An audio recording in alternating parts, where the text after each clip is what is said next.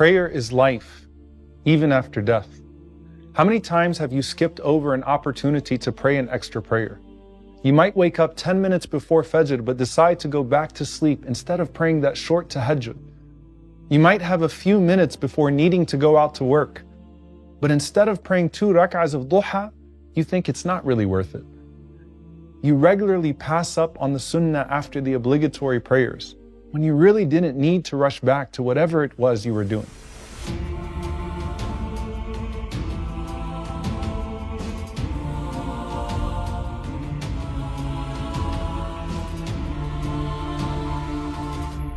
It seems like in this dunya, extra prayer is at the bottom of the priority list. It will only get done as long as I have nothing else to do at that time. But in the Barzakh, it's the most precious of provisions. If the dead could speak, what do you think they would say? We actually know the answer, and it's surprisingly a very specific one. The Prophet ﷺ passed by a grave, and he said to the companions, "Who is the occupant of this grave?" And they said, "So and so." He said, "You see this man? رَكْعَتَيْنِ أَحَبُّ إِلَى هَذَا مِنْ بَقِيَّةِ دُنْيَاكُمْ 2 rak'ahs are more beloved to him than everything of what remains of your worldly life." In another narration, the Prophet ﷺ said, رَكْعَتَانِ خَفِيفَتَانِ مِمَّا تَحْقِرُونَ 2 light rak'ahs, which you regard as insignificant, but which this person could have added to his deeds, are more beloved to him than everything that remains of your worldly life. If you look at most of the dreams of the Salaf where they were asked what they wish they could do now that they're dead, it's pray 2 rak'ahs. And the emphasis on the khafifatani, the light ones, is that the Prophet ﷺ is not talking about these long qiyam nights.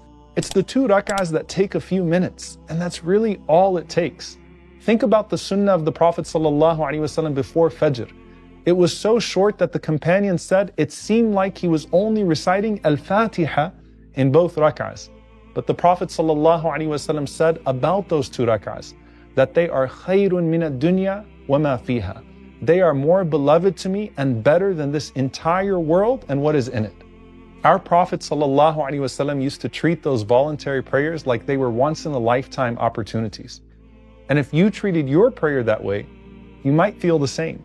Imam al-Muzani rahimahullah said, if you want your salah to benefit you, then say to yourself before every prayer, perhaps I will never pray another prayer in my life. And I want you to think about how the people of Gaza pray literally between bombs, not knowing if they're going to live to see the next salah. Imagine how much khushu' you have in a tent of a refugee camp when your death is that near. And imagine how much peace it gives to the heart of someone who has nothing and no one else but Allah. But if you know your prayer enough, even if you have everything else, salah is still what your heart and soul crave. Remember how the Prophet ﷺ would say, "Arihna biha ya Bilal," comfort us with the prayer, O Bilal. What if the prayer is still comfort in the grave? The scholars say that prayer was more beloved to the Prophet ﷺ than even his food and drink.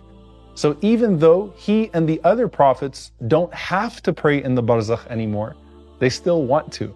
So when the Prophet ﷺ was on the journey of Al-Isra wal-Mi'raj, he passes by the grave of Musa ﷺ and he says, I saw him qa'imun yusalli. I saw him standing up and praying in his grave. What was that salah? The scholars say that that salah is not one that's meant to increase your record, because you can't do that anymore when you die. But it's actually part of the reward for some of the righteous that Allah lets them still pray. So for example, Thabit al-Bunani radiallahu anhu was seen in a dream praying in his grave. And it was mentioned that he used to make du'a for the ability to be able to pray salah in his grave. And while we may not want to pray in our graves as a form of reward, if we're accustomed to never missing salah, it's the first thing we'll think about when we wake up in our graves. The Prophet ﷺ said that when a dead believer is sat up in his grave, he will see the sun looking like it's about to set. So the first thing he's going to say is, let me pray. And the angels will say, you will pray, but first we need to ask you these questions. Now think about the disoriented believer waking up in this dunya and thinking, did I miss Fajr or did I miss Maghrib? Nothing else matters to him until he prays. And in this case, he's not even thinking about who these 2 creatures are in front of me. Just don't let me miss salah. But even though this believer realizes that he hasn't missed any obligatory prayers, he's still going to wish he prayed more in this dunya, especially the voluntary prayers at night. One of the Salaf said, I saw Salama ibn Kuhail radiyallahu ta'ala anhu in a dream. And I said, which deeds have you found to be superior? He said, nothing availed me more in this life than my qiyam.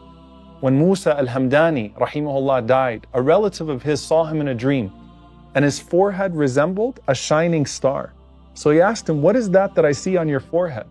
He said, that's light from the dust of my sujood on earth. So he asked him, and what is your position in the next life? He said, it's the best. I'm in a garden in which we will never die, nor be forced to leave. And as you're thinking about the groups of believers that are crowding the houses of Allah, especially in these last 10 nights, Kathir ibn Murrah said, it appeared in a dream that I entered into an upper level of Jannah. So I began to walk in amazement. And as I was walking, I reached a group of women who appeared to be in a masjid.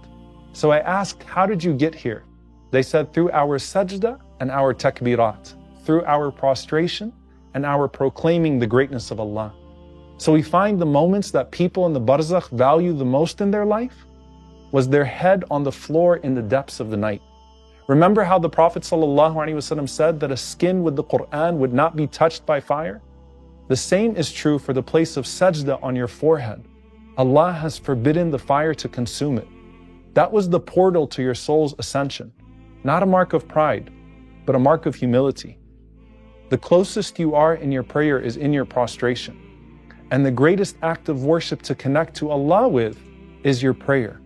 But sometimes, the greatest way for Allah to connect you to Him is through a difficult trial.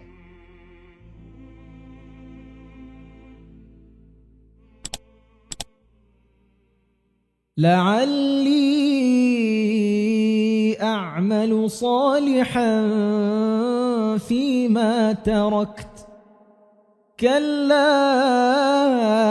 إنها كلمة هو قائلها ومن ورائهم برزخ إلى يوم يبعثون